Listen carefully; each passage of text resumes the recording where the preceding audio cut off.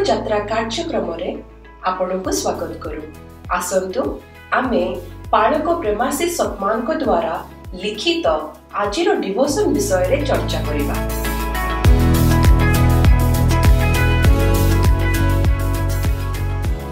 Praise the Lord. आज आमे पालक प्रेमाशीष सतमनकर गोटे बहुत भल लेखा वृद्धि पाई परमेश्वरंकर योजना से विषय आलोचना करबाकू जाउछु। Praise the lord. हाँ, ए लेखाटा सत्तरे हमकु चिंता करबाकू बाध्य करे। माने परमेश्वर आमो पाई प्रकृति रे कोन चाहंती?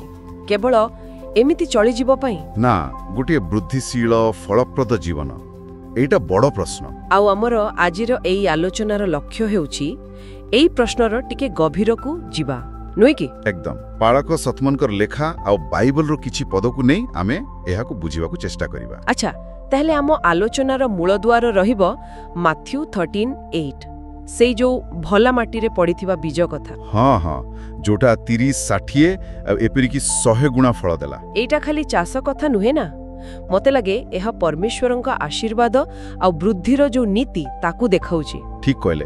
अच्छा, ताहले पूरा आरंभरू देखिबा परमेश्वरंकर मूल योजना कौन थिला? हाँ, सेटा भला हेबो। आदि पुस्तक को गले। हाँ, आदि पुस्तक 1:11 रे देखंतु परमेश्वर पृथ्वी को कहिले तृण सबीज शाक आउ फल वृक्ष उत्पन्न करिबाकू। आउ सेथिरे लेखा अछि जहा निज निज जाति अनुसारे फल धारण करे। एठी देखंतु फल आउ बीज ए दुईटा शब्द बहुत गुरुत्वपूर्ण। एहा भितरे ही वृद्धि आउ बहुगुणित हेबार संकेत अछि। आउ एटा खाली गछलता पई नथिला, मनुष्य को सृष्टि कला परे भी तो सिया कहिले। हाँ, आदि पुस्तक 1:28 रे प्रथम आज्ञा थिला प्रजावंत ओ बहुवंश हुओ, पुणी पृथ्वी को परिपूर्ण कर। एथरु तो पूरा स्पष्ट जे परमेश्वर आमठू केवल साधारण स्थिति चाहंतिनी। ना ना, से चाहंती अभिवृद्धि आउ विस्तार। एठी गोटे मुख्य कथा कोन जानंती? कहंतु। परमेश्वर सृष्टिर आरंभरू ही गोटे वृद्धिर नीति रखिछंती।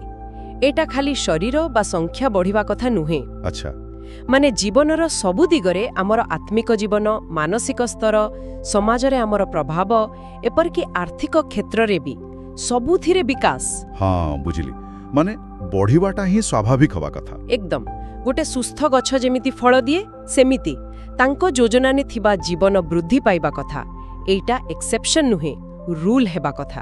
आ जीसु ख्रीस्ट आसिला परे एही वृद्धिर धारणाटा आहुरी माने परिष्कार होई गला नही कि? हाँ, बहुत बेसी। जोहन 12:17 रे जीसु कोन कहिले माने पकांतु।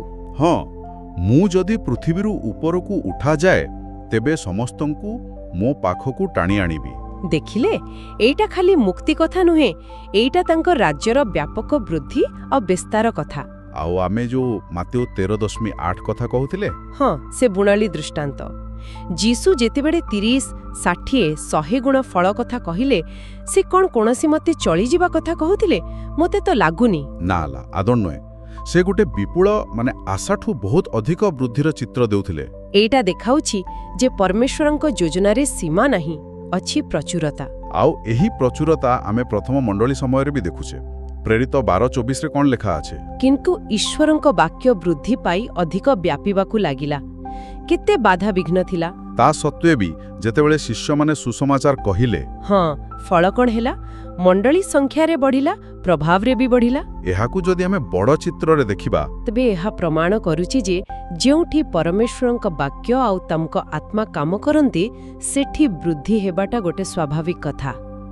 एटा खाली संख्या वृद्धि नुहे ना। ना, आदो नुहे। विश्वास रे वृद्धि, प्रेम रे वृद्धि, पवित्रता रे वृद्धि, सबुथिरे एटा गोटे जीवंत प्रमाण जे परमेश्वरंक योजना सबु बेले आगको बढ़िवा पई, विस्तार हेबा पई। अच्छा, आ गोटे कथा, परमेश्वर खाली वृद्धि चाहंतिनी, से हमकु प्रचुर भाव रे आशीर्वाद देबाकू भी चाहंती। हाँ, जेमिति लोक 6:38 रे अछि। बहुत सुंदर पद। दान कर ताहाले तुम मानंकु दान दिया जीवो।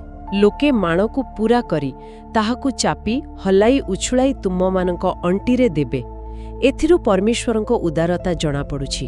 हाँ, आम जीवन रे जेमिति अभाव न रहू बरं प्रचुरता रहू, सेटा तांको इच्छा। आउ एई जो वृद्धिर आह्वान एटा खाली बाहर दुनिया पई नुहे, आम भीतर जीवन पई भी।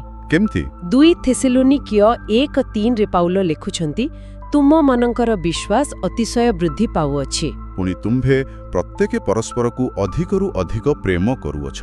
ହଁ, ଏଥିରୁ ସ୍ପଷ୍ଟ ଯେ ବିଶ୍ୱାସ ଆଉ ପ୍ରେମ ଏମିତି ରହିଯିବା ପାଇଁ ନୁହେଁ। ନା, ସେଗୁଡ଼ାକ କ୍ରମାଗତ ଭାବରେ ବଢ଼ିବା ପାଇଁ।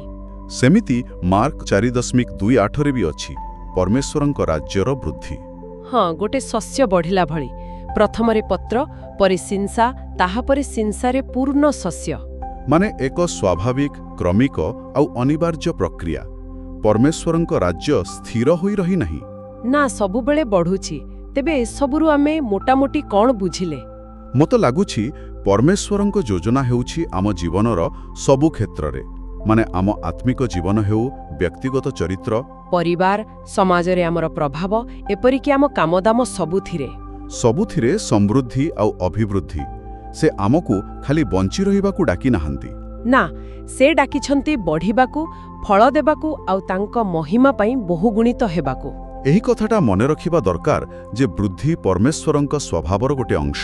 ହଁ, ଯେମିତି ସୂର୍ଯ୍ୟ କିରଣ ଦିଏ ସେମିତି ପରମେଶ୍ୱର ବୃଦ୍ଧି କରାନ୍ତି। ସେ ଆମକୁ ଏମିତି ସ୍ଥିର ହୋଇ ରହିବା ପାଇଁ ତିଆରି କରିନାହାନ୍ତି। ନା, ବରଂ ତାଙ୍କ ସହିତ, ତାଙ୍କ ବାକ୍ୟ ଅନୁସାରେ ଆଉ ତାଙ୍କ ଯୋଜନାରେ ସବୁବେଳେ ବଢ଼ି ଚାଲିବା ପାଇଁ।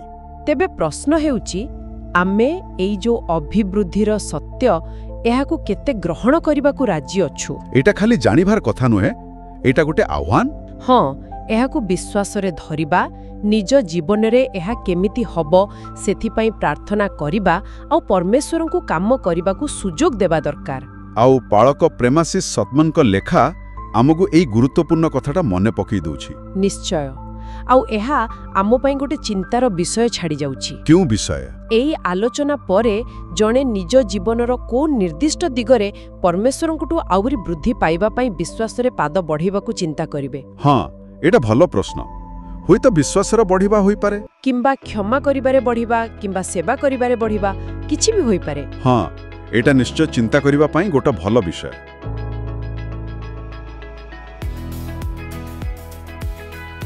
ଆଜି ଆତ୍ମିକ ଯାତ୍ରା କାର୍ଯ୍ୟକ୍ରମରେ ଯୋଗ ଦେବା ପାଇଁ ଧନ୍ୟବାଦ, ଯେଉଁଠି ଆମେ ପ୍ରତିଦିନ ପରମେଶ୍ୱରଙ୍କ ବାକ୍ୟ ଆଲୋଚନା କରୁଅଛୁ। ଯଦି ଏହି କାର୍ଯ୍ୟକ୍ରମ ଆପଣଙ୍କୁ ଆଶୀର୍ବାଦ ଦେଇଅଛି, ତେବେ ଏହାକୁ ଆପଣ ଫ୍ୟାମିଲି ଆଉ ଫ୍ରେଣ୍ଡସ୍ ହ୍ୱାଟ୍ସଆପ୍ ଗ୍ରୁପରେ ସେୟାର କରନ୍ତୁ। ଆସନ୍ତାକାଲି ପୁଣି ଦେଖା ହେବା। ଧନ୍ୟବାଦ।